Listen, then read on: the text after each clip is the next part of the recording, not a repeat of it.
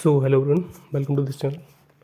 देखो, रिसेंट में जो क्यूटी पाई दैट इज़ एडिक्विटी जो पूछ रही है ना, क्यूटी पाई से फेमस हो गया ना, जो भी पूछ रही है, कुछ भी पूछ रही है मतलब कुछ भी पूछ रही है। अब यहाँ से पता है इसने क्वेश्चन पूछा, ये वाला क्वेश्चन तो मैंने अलग डेटा लेके बना दिया, लेकिन ये क्वेश्चन था, ठीक है, जहाँ पे एक स्फीयर होगा, ठीक है, उसको जो है कहाँ से कट किया है, ये तो आर हो गई इसकी, ठीक है, रेडियस हुई, इसके कुछ पोर्शन अपर हाइट से यहाँ से कट मारा, तो ये पोर्शन जो ऊपर का बचा ना, इसका वॉल्यूम बताना है, ठीक है। तो ये कैप बन गया एक तरीके से, स्फेरिकल कैप, ठीक है, स्फेरिकल कैप बन गया, ठीक है। इसका वॉल्यूम बताना है। तो एक बताओ, कहीं ना कहीं इंटीग्रेशन आपने पढ़ा होगा, तो -r से r तक हम जब एक यहाँ पे ले लेते हैं ना, तो ये बना कैसे, जैसे मान लो ये है, ठीक है, एक सेम सर्कल मानो और उसको घुमा दोगे ना, चारों तरफ से घुमा दोगे तो एक स्फीयर बन जाएगा। अगर ये घूम रहा है चारों तरफ से, उस यहाँ से पूरा घूमा तो ये क्या बन गया, ये स्फीयर बन गया। लेकिन सर्कल का जो हम इंटीग्रेट करके एरिया निकालते तो एक स्ट्रिप ले लेते थे, ठीक है। सिमिलरली अगर हम इंटीग्रेट करते हैं वॉल्यूम के लिए, तो हम एक डिस्क लेंगे, कैसी, ऐसी एक डिस्क होगी यहाँ पे, है कि नहीं, छोटी सी डिस्क, एक स्ट्रिप टाइप डिस्क ले लेंगे, तो उससे इंटीग्रेट कर देंगे यहाँ से यहाँ तक पूरा। तो वहाँ से अगर मतलब वॉल्यूम लेंगे तो स्ट्रिप भी सिलेंड्रिकल स्ट्रिप ही होगी ना। अगर 2D पे अगर जैसे पेंट मान लो, पेंट कर रहे हैं किसी पर, तो एक स्ट्रिप ले ली हमने, ऊपर से तो पर्टिकुलर एरिया बताएगी उसका, लेकिन वॉल्यूम चाहिए तो हमें एक सिलेंड्रिकल अंदर तक का चाहिए, तो वो एक सिलेंड्रिकल स्ट्रिप होगी, ठीक है। उसके थ्रू इंटीग्रेट करेंगे तो हमारा वो जो इसका जो वॉल्यूम निकल के आता है ना, वो निकल के आएगा। दैट इज़ बस काम का नहीं बता दे रहा हूँ, मोटा मोटा 4.3 πr³ किसका, स्फीयर का। सिमिलरली अगर इसी को यहाँ से देखे, अगर मान लो इसको थोड़ा हॉरिजॉन्टल रखते हैं, यहाँ पे सीधा रखा है ना, इसको पलट के रखते हैं, ठीक है, ये देखो इसी एक्सिस पे अगर स्फीयर स्ट्रिप कहाँ से क्या, अरे यार ये तो एक सेकंड, अगर इसी स्फीयर को, ठीक है, एक्सिस पे रखा है, अब ये सिलेंड्रिकल स्ट्रिप है, ठीक है, तो अगर ये आगे जाएगी तो आगे जाके मान लो ये पॉइंट भी होगा यहाँ पे आगे, तो ये तो रेडियस होगी, ये रेडियस है, ये रेडियस है, तो यहाँ पे ये स्ट्रिप ही तो बची यहाँ पे। तो इस पोर्शन से लेके, मतलब यहाँ से लेके जहाँ पर इस पॉइंट तक जो स्ट्रिप जाएगी ना, तो एक वॉल्यूम क्रिएट करेगी, किसका, एक स्पेरिकल कैप का, इसका, ठीक है। तो यहाँ पर तो मैं दिख रहा होगा कि ये थोड़ा दिख रहा है ना, इस फिर से तो नहीं दिख रहा, लेकिन ये एक रेडियस है, ठीक है, इसकी ये रेडियस होगी, बताओ। तो ये तो पूरा सर्कल बन एक तरीके से स्फीयर बनेगा ना यहाँ पे, ठीक है।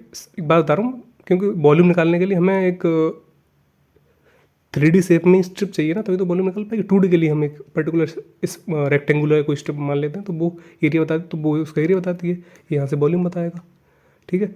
तो ये भी कहीं ना कहीं इंटीग्रेशन से फार्मूला निकला हुआ, तो बाद में रटना ही पड़ता है भाई, तुम इंटीग्रेशन अपने सिलेबस में तो है नहीं कुछ, लेकिन अभी पूछा जा रहा है बहुत सारी चीज़ें, इंटीग्रेशन डिफरेंशियल से सब पूछी जा रही है, क्योंकि कैलकुलस पूछी जा रही है भाई आउट ऑफ द सिलेबस। तो वो इंटीग्रेट कहाँ से करा बताऊँगा अभी। देखो यही स्फीयर है ना, तो यहाँ से इंटीग्रेट करेंगे हम, मान लो इसकी हाइट इस पॉइंट से लेके ये h है, ठीक है, और ये पूरी इस हाइट से कट मारा है उसने, ठीक है, यहाँ पे कट मारा है ये वाला, तो ये तो निकलना ही है ना, तो ये पोर्शन बचा हमारे पास, ये वाला ऊपर वाला, ठीक है, ये कैप हो गया, इसी का वॉल्यूम पूछा है उसने। तो कहीं ना इंटीग्रेट यहाँ से करोगे ना, तो एक डिस्क ले लो, कहाँ से, यहीं से ले लेते हैं, एक डिस्क होगी सर्कुलर सी पतली सी, उसको इंटीग्रेट करते हुए ले जाएंगे, तो वहाँ से ये वॉल्यूम बताएगी उसका। तो ये हाइट एच है, तो यहाँ पॉइंट क्या होगा, अगर ये पूरा आर है तो आर में से एच निकाल देंगे तो वही पॉइंट तो आएगा, r-h, ये यहाँ तक आर तक जा रहा है, ठीक है।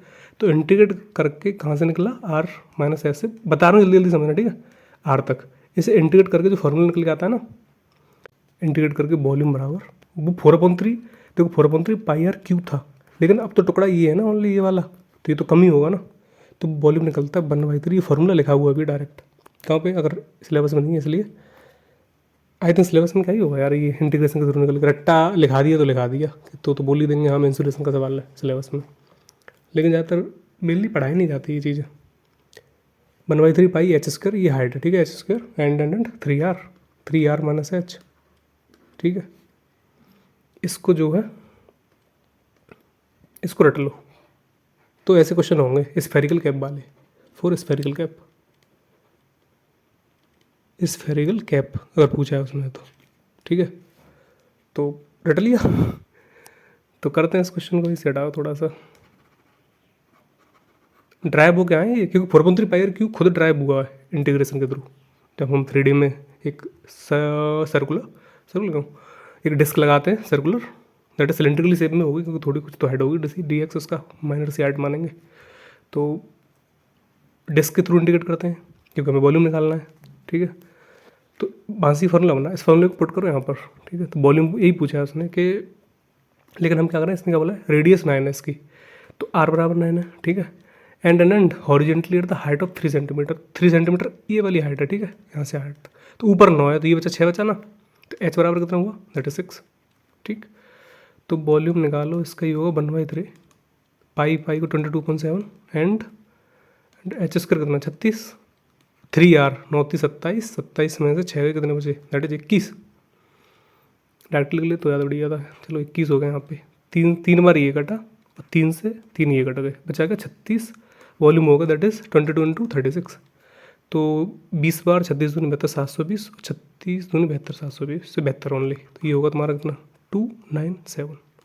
तो ये वॉल्यूम है भाई, किस में, सेंटीमीटर में दिया होगा ना, सेंटीमीटर क्यों 792, दिस इज द ऑप्शन।